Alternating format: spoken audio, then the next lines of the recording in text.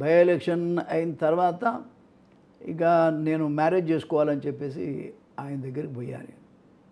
అన్నగారు ఇట్లా మ్యారేజ్ చేసుకోవాలనుకుంటున్నా, అమ్మాయి కూడా డాక్టరు, మా కులస్తురాలు, చేసుకోవాలనుకుంటున్నా అన్న అంటే వెరీ గుడ్, డాక్టర్ అమ్మాయి అంటే డాక్టర్ సార్, వెరీ గుడ్, మంచి పని చేశారు, చాలా సంతోషం, ఎప్పుడు చేసుకుంటున్నావు అన్నాడు. మీరు ముహూర్తం ఎప్పుడు పెడితే అప్పుడే అన్నారు. అంటే మీ ప్రోగ్రామ్ని బట్టి కదా. అంటే ఆయన వెంటనే వైట్ పేపర్ తెప్పించి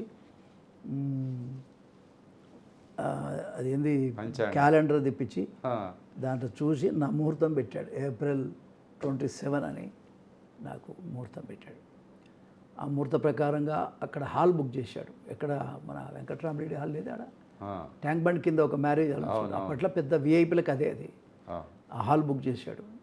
మ్యారేజ్కి వచ్చాడు. మ్యారేజ్ తర్వాత మ్యారేజ్ డిన్నర్ కూడా మరుసటి రోజు నాకు ఇచ్చాడు.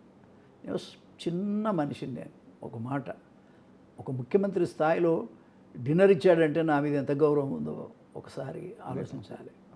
అందుకని ఈ కృతజ్ఞత లేని జీవితం ఎవడున్నా తప్పే.